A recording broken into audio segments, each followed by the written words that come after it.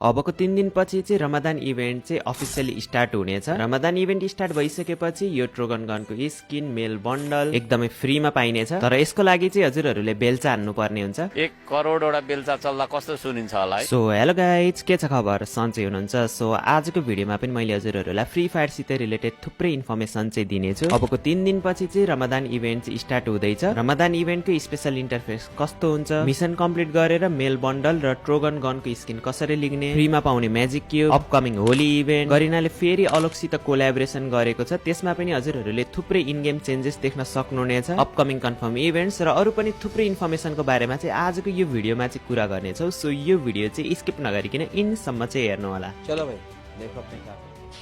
सुरुमा चाहिँ कुरा गरौँ हजुरहरूले सोधेको क्वेसनको एन्सरको बारेमा। सो धेरैजनाले चाहिँ कमेन्ट सेक्सनमा चाहिँ एफएफएनसी को बारेमा चाहिँ सोधिराख्नु भएको थियो। रिसेन्टली चाहिँ बङ्गलादेशमा चाहिँ बङ्गलादेश प्रो लिग चाहिँ कम्प्लिट भएको छ र रेड अक्स चाहिँ च्याम्पियन भएको छ। यसपछि पनि बङ्गलादेश प्लेयरहरूको लागि चाहिँ रमदान कप भनेर एउटा टुर्नामेन्ट चाहिँ रहेको छ। त्यसमा चाहिँ अरू सर्भरको प्लेयरहरू पनि हुनेछन्, नेपालको चाहिँ हुँदैन। बङ्गलादेशको प्लेयरहरूलाई चाहिँ ब्याक टु ब्याक टुर्नामेन्टहरू आइरहेको छ।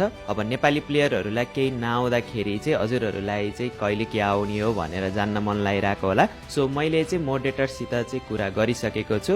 मोडरेटरको रिप्लाई आउने बित्तिकै चाहिँ हजुरहरूलाई अफिसियल एनाउन्समेन्ट चाहिँ मैले मेरो ब्रोडकास्ट च्यानलमा चाहिँ दिनेछु। सो ब्रोडकास्ट च्यानल चाहिँ जोइन गर्नु होला। अझैसम्म पनि हाम्रो फ्री फायर नेपालको त्यो जुन फेसबुक पेज, इन्स्टाग्राम पेज त्यो पनि एक्टिभ भएको छैन। हजुरहरूले चाहिँ युट्युबरहरूलाई क्वेसन गर्नु साटो त्यो गरिनाको पेजेसहरू हुन्छ नि, अफिसियल पेजहरू, त्यस्तोमा चाहिँ सोध्ने गर्नु। बल्ल हजुरहरूले केही रियल